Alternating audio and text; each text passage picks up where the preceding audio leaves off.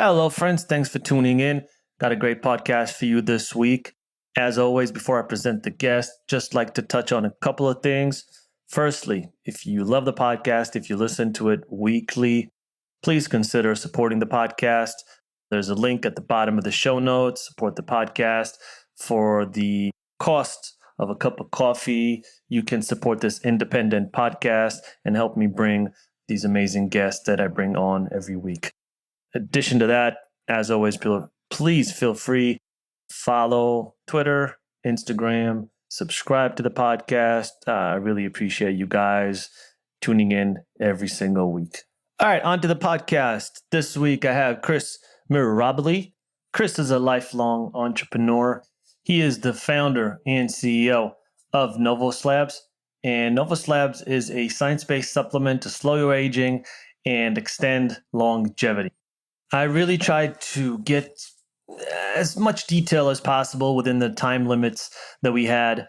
What aging is, how can we extend it, what does it mean slowing your aging process? And Chris, I think, gave a lot of key insights as to how he sees aging, the difference between chronological age and biological age, what the biggest factors are when it comes to longevity, what are the 9 hallmarks of aging. He talked about a few of those. We covered intermittent fasting and fasting, which for me, I've been doing intermittent fasting for a while. I've seen a huge boost in energy. So I really wanted to touch on that and have him give us some insights and maybe give you a little bit more of a detailed approach as to how he does that. And just generally learn more about Novos Labs and their mission statement and how he sees the future of aging. All right, so let's just jump right into it. Without further ado, here is this week's guest, Chris Mirabile. Enjoy the podcast, friends. The Genuinely Interested Podcast.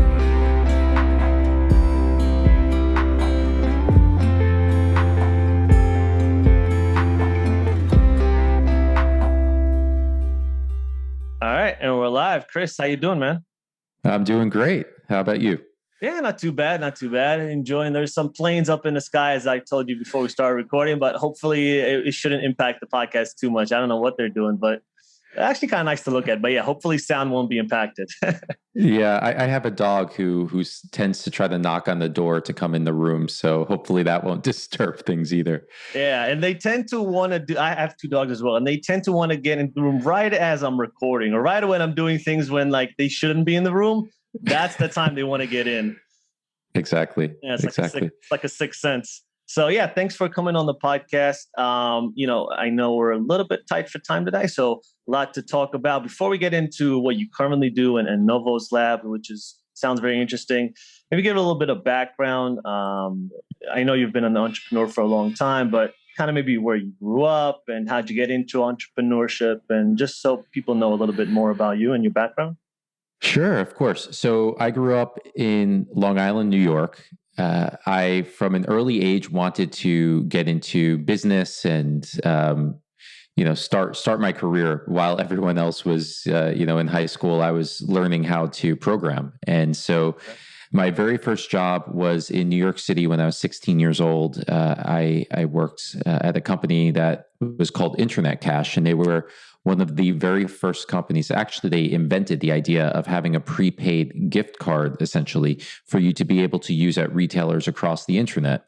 And the reason for it was that at the time, people were very scared of fraud on the internet, right? So people didn't want to use credit cards. And so this was the solution to that: go to a 7-Eleven, buy an Internet Cash card, and then spend it at a retailer. So working at that company from an early age, it really left an impression on me. And the CEO of that company sort of took me under his wing because I was this young kid helping with the website, and he gave me guidance and really inspired me to want to become an entrepreneur myself. And one of the things he suggested was that I study finance. because finance is the foundation of every successful business. Even if it's a nonprofit, you still need to understand finances. And so I took his advice and I applied for NYU Stern, the business school at NYU. And fortunately, I got into the school. It was the only school I applied to. It would have been a mess if I didn't get in, and I don't know what I would have done. But I studied finance, economics, and international business while I was there. And I kind of got caught up in all of the hype around finance, being at a finance school, and spent 1 year in private equity or investment banking, an industry that does not speak to me whatsoever. And so it was like one year, one painful year there. But all the while, I was working on a startup of my own, which was called, at the time, College Hotlist. It eventually changed to Hotlist. We had hotlist.com was our website, and we were one of the first mobile apps on iPhone and Android. We were one of the first partners with Facebook. Essentially, what our platform was a location-based service where we could show you anywhere in the world what is going on locally at venues nearby for today, tomorrow, and next week, looking out into the future. So the way we did this was by partnering with social networks like Facebook or event sites like Eventbrite, even Twitter we partnered with, and we aggregated all of this content. Mm-hmm. And then we had over 220 million people's social plans globally, and we were able to show you, no matter where you were, like you're in Oklahoma now, and or you're from New York, regardless of where you are, you could see what the hottest spots were. You could see pictures of the expected crowd, which was like a digital peek through the window, as we like to say at the time, and the guy-to-girl ratio, any events that were planned for that venue in the future. So maybe it's a favorite bar of yours or restaurant or concert hall. You could see all of the events that are planned there being aggregated from across the web, not just from one website.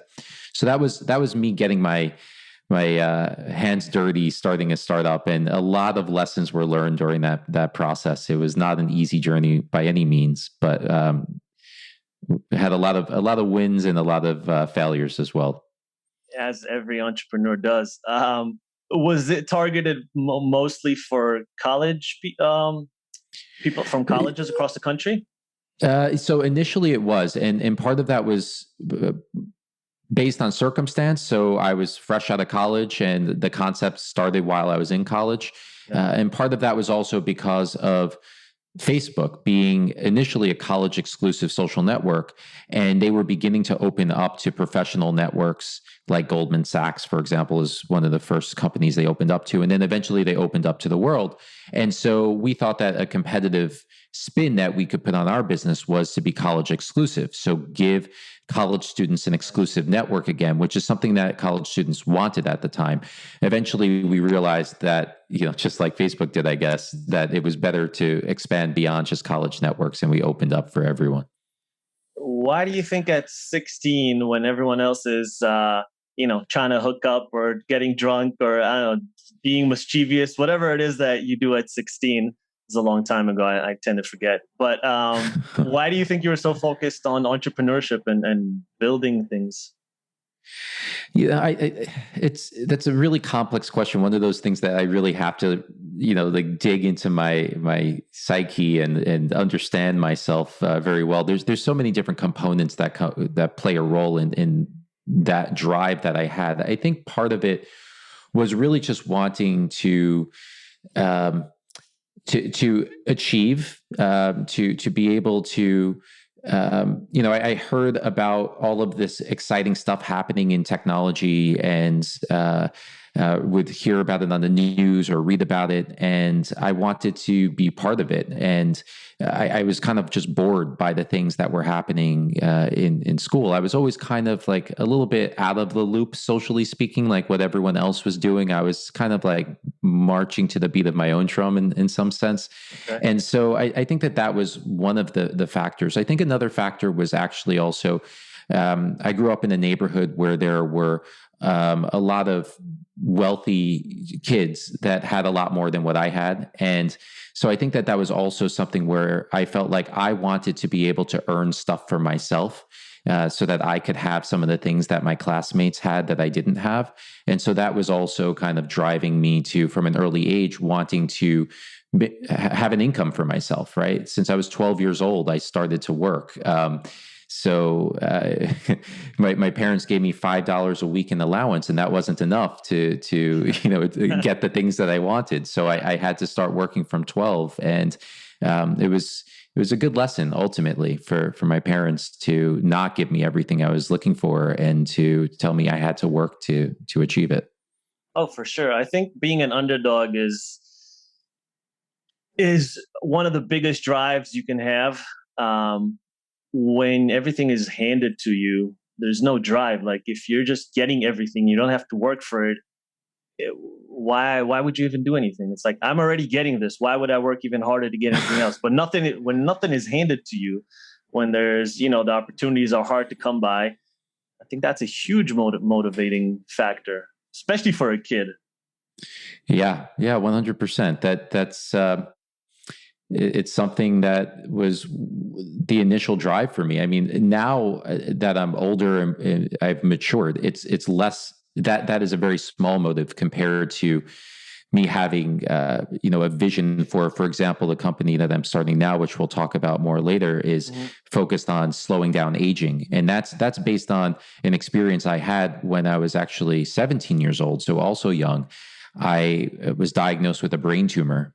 I was in New York City. I was at one of my geeky events at the Federal Reserve Bank, learning about economics and how the financial system works and so on. And I suddenly had a seizure, and I woke up in an ambulance, heading to a hospital, and got a CAT scan followed by MRI, and they found a large mass in my left temporal lobe. It was larger than a golf ball, is how they described it. Wow. And they had to do emergency surgery. And going through that experience, I started to ask myself a lot of existential questions from an early age. So to your point about like, why wasn't I drinking or doing that type of stuff? I did play on the football team. I suddenly stopped. I couldn't because of, brain trauma, but I went from playing on the football team and working on programming to on a Friday night going in the woods writing poetry. It was just like a complete 180, and it was a blessing in disguise to really transform my thinking. But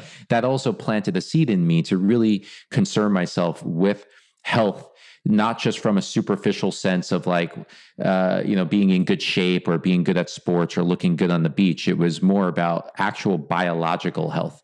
Like, how can I be biologically as healthy as possible to reduce the risk of getting cancer or heart disease or Alzheimer's or dementia? There's actually a lot more that we can do than is put out there by the medical establishments for many different reasons, FDA standards, or, oftentimes the scientific community doesn't want to say something until it's definitively proven, which is not necessarily the best way to go about things. But there is a lot that can be done for these things. So anyway, there's different motivators that now fuel me as an entrepreneur. But at 17, I'm just thinking there's not a lot of lifestyle choices that you did up to that point that led up to having a brain tumor, right? That was just a freak thing that happened. I don't know if anyone can really explain it, right? I don't know if the doctors could probably explain why that happened to you. Right? You're correct. So the doctor said that this was like a chance mutation, right? Like this could have happened to anyone, and unfortunately, it happened to you. Now, and at the time, I was thinking, well, I exercise more than my classmates. So I didn't give this background, but another thing that I was really interested in since I was 12 years old was exercise. I started reading Men's Health magazine and wanting to get in good shape. And so I started exercising and eating what I thought at the time was healthy, which was a low-fat, high-protein diet, which I've since learned is not the best. But at the time, that's what I was following.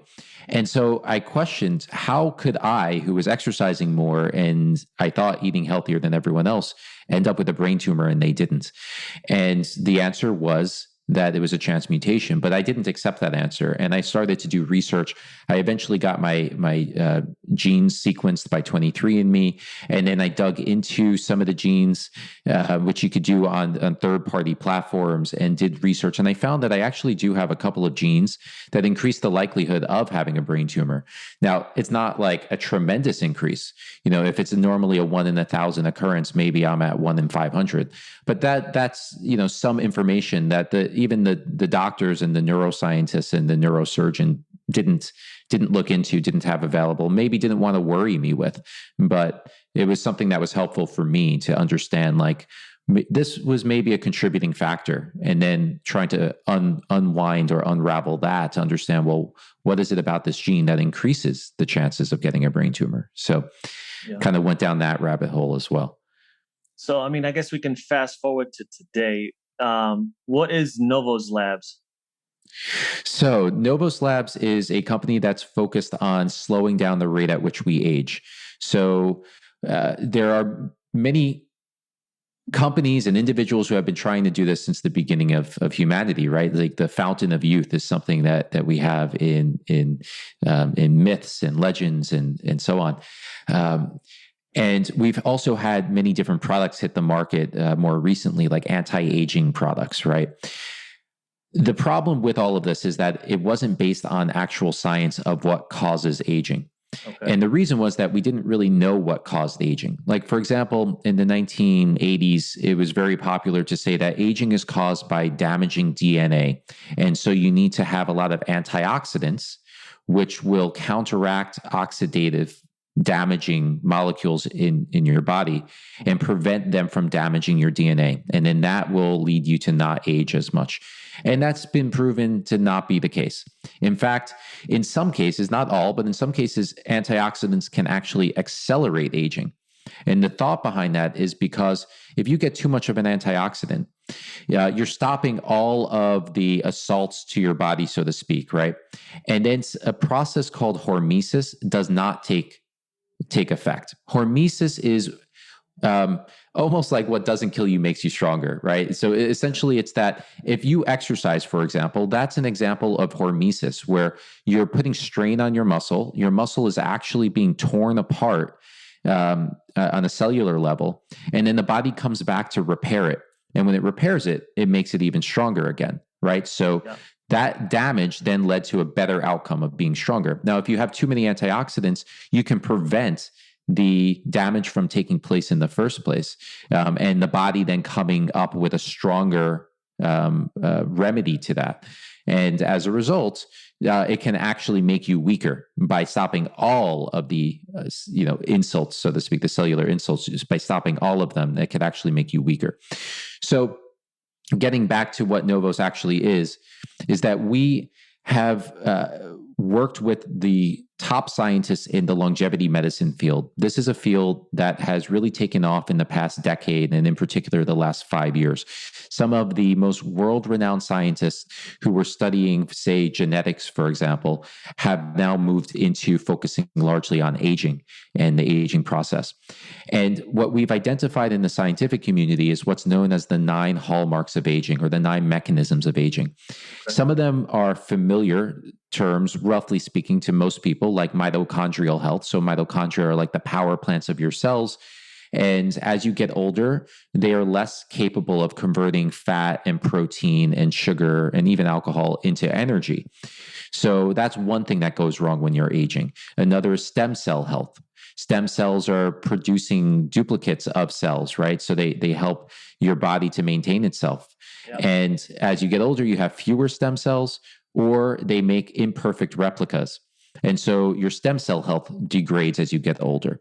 But then there are some causes of aging that are less familiar to people. For example, I'll mention one: cellular senescence. Cellular senescence is a good analogy is they're like zombie cells, right? So they're neither living nor dead, and the body should be removing them because they're not performing any beneficial process or function. But they actually are impossible for the body to naturally remove, and they secrete inflammatory molecules that then cause neighboring cells to also become senescent. And as you get older, it becomes exponential. More and more and more cells become senescent, and they're one of the reasons, not the only reason, but one of the reasons why our skin wrinkles, for example, is senescence cells. Right. So those are 3 examples of the 9. And so we as a business, Novos, are focused on combating all 9 of those mechanisms of aging by using natural substances that have been found either in the human body or in our diet throughout evolution. And these substances have been shown in human studies and animal studies to positively impact these mechanisms of aging to restore them to a more youthful state. And we believe, as well as the scientists that are on our scientific advisory board, that this is the most potent way to address aging, by addressing all of the mechanisms simultaneously rather than only addressing one at a time. Okay, so I said a lot so far. Yeah, if you can jump in. That's a lot of information to unpack, especially for a novice like myself. That there's a lot of scientific jargon and lingo.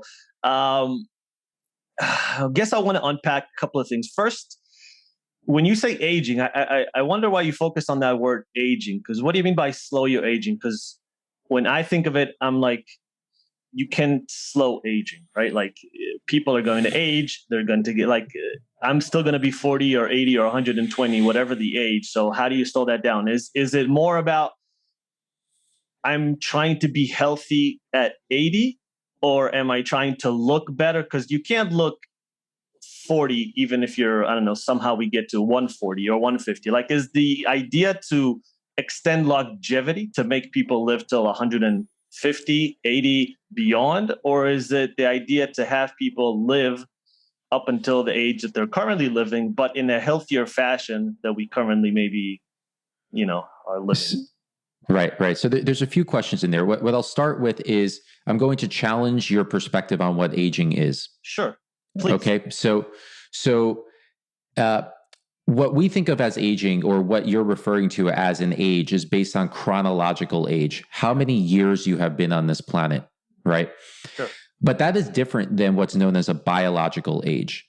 So, for example, if you've smoked a pack a day for many, many years, and we ran a test on you called an epigenetic test, it's the most accurate way to find your biological age, it would find that your cells, your body, is actually 7 years older on average than somebody who never smoked a cigarette in their lifetime, right?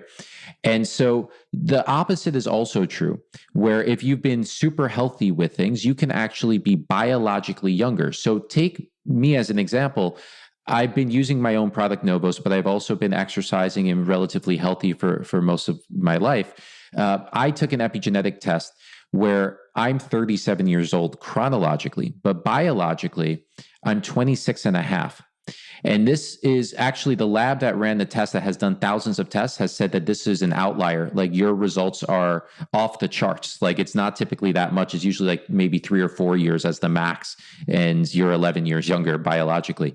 But the point is that, when you say someone who's 80 years old, like, are we trying to make them look better or feel better? No, what we're trying to do is actually, when they're 80 years old chronologically, bring them to 70 or 60 years old biologically. And that is possible. If you look at different species, there are some animals that live hundreds of years. There are some jellyfish that are immortal, that they never die, right? So it's an assumption that aging is just part of life, and that we will one day get so old that our body can't keep up with itself anymore and we pass away, or we have an illness of aging and we pass away. But so is immortality the quest? Well, for some people it is. It isn't for me. For some people, though, in the longevity space, or some famous people like Ray Kurzweil, for example, who's currently at Google, I believe, he wants to live forever, right? Like, he's said that. I think most people in the space are more realistic. We want to live as long of a healthy lifespan as possible. So if I would normally, without doing anything, live until I'm 90 years old, but get sick when I'm 75, and then the last 15 years of my life, I have, some issue may be early onset, not early onset, but like a early stage of Alzheimer's, or I have diabetes or something, right? My goal instead is to maybe live until I'm 100 and not be sick, and maybe pass away peacefully in my sleep, right? And these are things that are possible. Now, the maximum lifespan that we know of to this point is, I believe it was 123 or 124 years old, a lady in France. It's controversial whether she is actually the oldest woman of all time, but that's a whole other story. People in this longevity community, and when I say people, it's mostly scientists, are envisioning extending lifespan even beyond that. So maybe humans can live until 150 years old or 160 years old, but not be what we imagine a 160-year-old to be, how television or movies make it seem like a 160-year-old would be. Imagine a 160-year-old who's basically like a 75-year-old. Like that would be the ultimate goal, or maybe even younger, right? Reversing aging. So Dr. David Sinclair at Harvard, he wrote a book that I would encourage your audience to read. It's called Lifespan. It was a New York Times bestseller last year. He's been on the Joe Rogan Experience multiple times. He's pretty well known at this point. Yeah. Okay, yeah. And so he focuses largely on one of the mechanisms. I said there were 9. One that I didn't mention is epigenetics. So epigenetics is, if you think of your genes as being like the piano keys, the epigenome is which keys are being played, right? So it's like the musician playing those keys. And as you age, different keys are pressed and different keys are relieved when they shouldn't necessarily be. And so what he's working on, and many other scientists are working on, is bringing a younger epigenetic expression. So imagine you're 70, but you could have your genes expressed as if you were 40. Well, if you could do that, in theory, you might actually be able to age backwards and actually start looking younger and becoming younger in the process. And we see it in other animals in studies that are being done, that they can actually make, for example, eyes and retinas younger. Like take an old mouse and then make the eyes of that mouse that of the young equivalent. So it is happening in studies. So the question is, why can we not apply this to humans? We probably can. It's just going to take time to get there. Yeah. Well, it sounds like it's still pretty far away. If you're saying you are 10 years old, your genome, your genetics are 10 years old than what you are chronologically, and that's, it's an outlier, it's not the standard, then it seems like probably the average is, I don't know, 3, 4, 5 years. So it's not a massive amount of time right now. But I think you're not actually saying something much more different than I was trying to say. Was the idea is to live to, let's say, whatever, 100, 110, but live healthy. Like not to live your last 30 years being sick, going in and out of hospitals, paying for all the bills that you have to pay, just living a healthy life until your time is up. Yeah. I mean, it really comes down to how you want to imagine it. So, for example, one of the ways I like to think about it is to actually slow the rate of aging. And so there's another test that got done. It's a mouthful, but it's called the Dunedin-Poam test, right? This is a test that was produced. It was created by scientists at Duke University and Columbia University. And it's considered to be the most accurate aging test that's available right now. But it doesn't tell you what your age is. It tells you what your current rate of aging is. And for me, it's approximately 0.75 right now.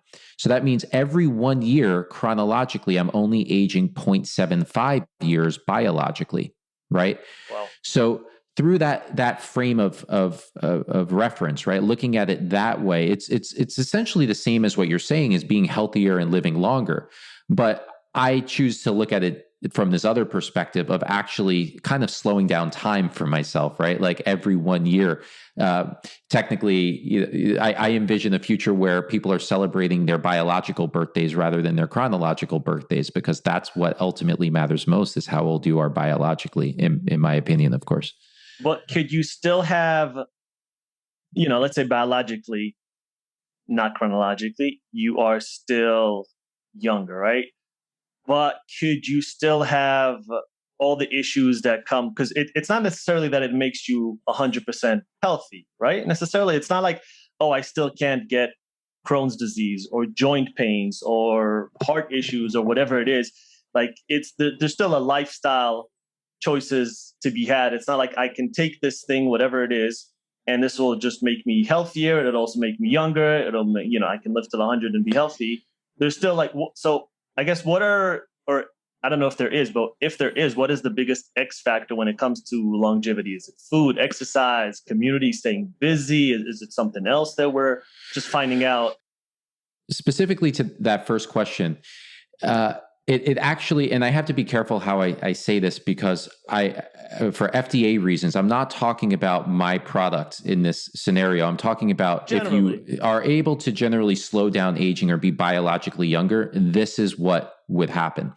There are diseases known as diseases of aging, or at least considered to be diseases of aging because they happen. The number one risk factor for them occurring is age. So most forms of cancer are caused by age. For example, lung cancer, the number one cause is not cigarettes. That's the number two cause. The number one cause is age. And by far, I don't remember the stats, but it is overwhelmingly more caused by your age than by smoking. Wow. So most forms of cancer, heart disease, number one cause is age. Alzheimer's, age, Parkinson's, dementia, osteoporosis, diabetes, macular degeneration. The list goes on. So most of the things you're referring to or are thinking of most likely are actually caused by age. So if you are slowing down the biological aging, you're actually preventing these things from happening in the first place, or at least delaying them from happening, right?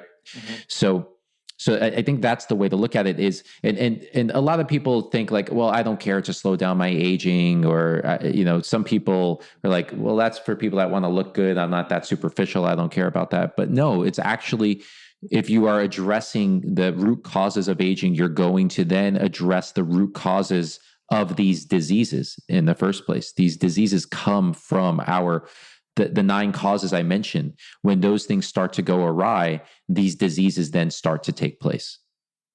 And then I guess that leads into the second one, where there are still lifestyle choices that people make every single day, which leads to all those diseases as well that can come at an earlier stage, right? You can have obesity, you can have cancer, you can have all the things that you have when you're 25, just by having certain lifestyle choices. So again, is there something that is the biggest X factor when it comes to, food, exercise, having a good community, staying busy, or is it all of the above, or is there something else maybe, again, that we're just not aware of yet? Yeah. It's so number one, it is all of the above, but I can also just give some hints in terms of what might be particularly powerful tools that we can leverage. So you are correct in some of the things you said, including community, right? Where there are these people that live in these areas around the world known as blue zones. And blue zones are the areas where you have the longest living people, the most centenarians, people living beyond 100 years old in the world. Sardinia, Italy is one of them. There's a region in Costa Rica is another, in Japan, in Greece, and in California, actually. And one of the commonalities across them is a lot of community involvement, low stress environments, not constantly working and worrying about things and so on. So to that point, having strong relationships, low stress, community involvement, spending time with young people, all of those things probably play a role. But to what degree, we don't have numbers on that, right? In terms of a practice that you and your audience can really adopt literally right now in this moment is fasting. Fasting is a fantastic way to slow down the aging process and just overall improve your health. So there's different forms of fasting. There's intermittent fasting. That's what Okay, so I don't know if you care to describe what intermittent fasting is, or if you'd like me to. Oh no, I'm sure you do a better job than I. Okay, so intermittent fasting is essentially every day you are getting into a fasted state, and there are different definitions of the intermittent fast or different ways you can do it, but it's essentially defining a certain amount of hours each day that you will not eat, and then defining a certain window in which you will eat. And the smaller that window that you eat, the better. So for example, for myself, I eat typically between 12 and 6 p.m. So I'll have lunch and then I'll finish up around 6 p.m. Some weekends, I cheat a little bit with that, but typically 12 to 6 on weekdays and Sundays. Okay. And so that basically means 6 hours eating window, 18 hours fasting. And some people are more extreme. Some people only eat like one meal a day. And so it's like maybe 1 to 2 hours that they're eating, say dinner in the evening. It sounds more intense and difficult to most people when they first hear it, but it's actually relatively easy. If you're sleeping for 8 hours, that's already an 8-hour fast. Yeah. You want to hit a minimum of 12 hours with no food, absolute minimum. Like just for general health, just like do yourself a favor and go 12 hours. Ideally, you go further to say 16-8, 16 hours no food, 8 hours.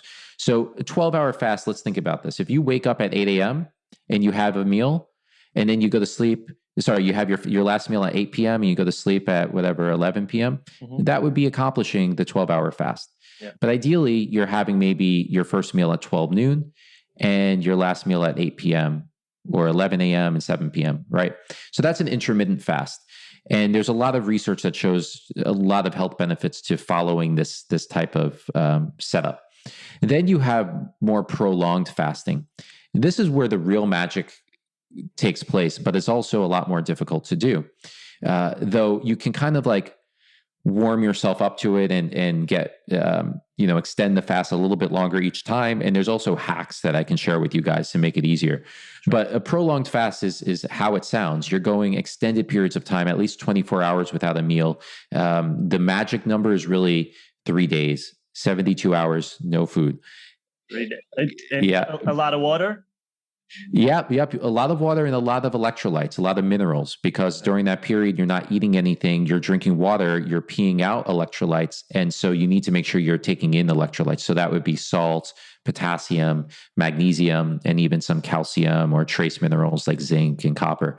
So here are some hacks. This is how I personally do it if I'm going to do a 3-day fast, which I would recommend.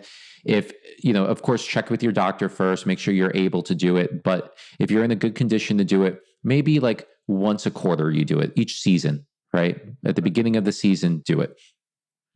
So what I'll do is I'll start moving more towards a ketogenic diet. I'll have more like fat-based meals, healthy fats, of course, and drop the carbs out almost completely from my diet. And I'll do that going in maybe 4 or 5 days before the fast.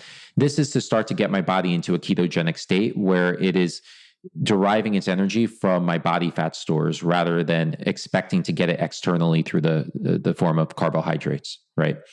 And so it's actually people who have experimented with keto before, most of them will say, yes, it's a lot easier to miss a meal. And I can still, feel perfectly fine. I don't have blood sugar fluctuations and so on. So that's the first thing I do. The second thing I do is when I start my fast, each day I will have what's known as ketone salts. So ketone salts are literally ketone molecules that are connected to a salt molecule. You can find them on Amazon. But I'll get ketone salts that are multiple different electrolytes, like I mentioned before, potassium, sodium, magnesium, calcium. And you can find, again, like one single product that mixes all of them together on Amazon. And I'll start my day with that. So that is giving my body a little bit of energy. It's, some hardcore fasters will say you're cheating, but it's a ketone, and ketones are actually signaling molecules during a fast. So for the health benefits, we're still well within the realm of being very healthy here. Okay. And you're also at the same time getting the electrolytes that your body needs. Go throughout the day without eating. You can have some water. Another thing you can have that's a little bit of a hack is bullion. You can get beef bullion or vegetable bullion. Just mix it in a cup of hot water, and you're basically having soup broth, right? There's 0 calories, maybe 5 calories. It's practically nothing. And you're, again, getting a lot of sodium. You're getting electrolytes. And so that's something that can kind of hold you over as a quote unquote meal.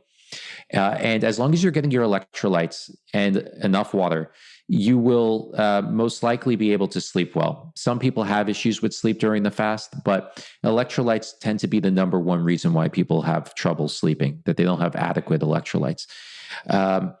The first, 18 hours, 24 hours is tough. But when you get into the second day and the third day, as long as you're not like watching commercials of McDonald's hamburgers or something, right? Like, and salivating or sitting around people eating delicious smelling food. If you're staying away from all of that and you're keeping yourself busy, you actually feel this like degree of high, like a natural high, like your body's producing opiates. You're feeling like good. You're at like a different state of mind than most people have ever experienced in their lives since they were like in their mother's womb or something, right? Like to be in this state, you haven't really done it because we're in this constantly fed state in modern society, which we didn't evolve as. We had periods of feast and periods of famine, and now it's only feast.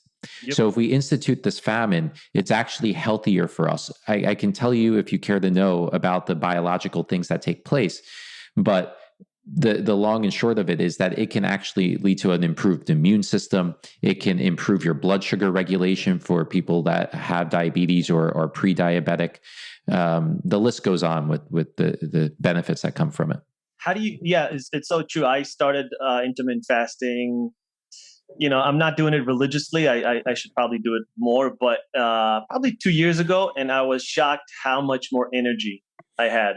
It was ridiculous. I just had a ton of energy, and it would be, I thought it would be the opposite. I thought it would be lethargic. I thought I'd be hungry. I'd be irate. No, I just had a ton of energy. The only question I have, I loved what you just said now. How do you feel about coffee in the morning during intermittent fasting? Because I've heard difference of opinions on this. Coffee's fine. I mean, you don't want to put sugar and milk in it, but if you're having just plain black coffee or an espresso shot, that's fine. I mean, it's practically 0 calories. I mean, there's a little bit of oil in coffee beans, but and again, that's a fat, which isn't the same as having a carb. It's practically no calories. Yes, the liver does some processing of the caffeine, but it's negligible. I mean, it's really a matter of like getting calories and starting your metabolism up. That is where you're kind of breaking the fast. And it's also about like the dosage. So there's a scientist in California named Dr. Walter Longo who has studied fasting very, very closely. And he also came up with a fasting mimicking diet where you're actually getting a lot of the benefits of fasting, but you're getting calories each day, like 400 to 600 calories, something in that range, if I recall correctly. And so there, you can actually order from a company he's affiliated with, like these meal packages that you can do for like a 3-day fast. If you're not ready to do cold turkey, what I just said, sure, you can go with something like this. And the point is that he still finds a lot of benefits, even with 300 to 400 calories. So to have a cup of coffee, these people are like, the obsessive about it, but the hardcores, but yeah, practically speaking, you're getting almost all the benefits, if not all of them. That's good to know, because I love coffee. I don't plan on giving it up. Before I let you go, I feel like this area is just so confusing for me as well, right? There's just so much information out there, and a lot of it is contradicting one another. There's books and biohacks and diets and vitamins and supplements and just commercials after commercials and pills and books and anti-aging creams. It's endless, right? Like the doctors telling you to do this. There is a lot of information, misinformation, disinformation, and if you're an average person that is not going to dedicate their lives to deciphering and sifting through all the information, how do you just find the good, solid information? I just, again, as a person that has just a regular 9-to-5, he's going home, he's got kids, mortgage, busy life, like just don't have the time to go and try to sift and get the actual good information. How do you do it? It's very difficult. I agree with you.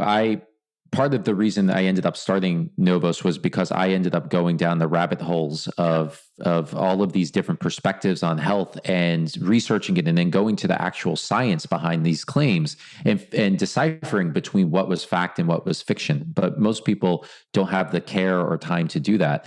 I will say that most of the advice out there has the best intentions, but it doesn't always actually lead you to the best outcome, right? So, and it's not, again, it's not because people have bad intentions. It's because they in from my perspective, they're just not looking through the proper lens.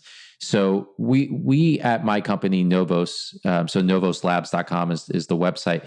We are looking through the lens of aging, and so we want to make sure that your cellular biology is optimized today and in the long term. Whereas oftentimes doctors might be looking at only fixing something when it's broken, or health advice might be about making you look good or feel good today, but with no consideration for how you're going to look or feel in 10 or 20 or 30 years from now.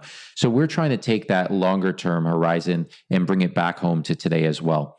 And the way we do it is my co-founder is a medical doctor who has studied aging throughout his career. He's on the board of the X Prize, which is where SpaceX was born out of, and they're going to have an aging prize soon.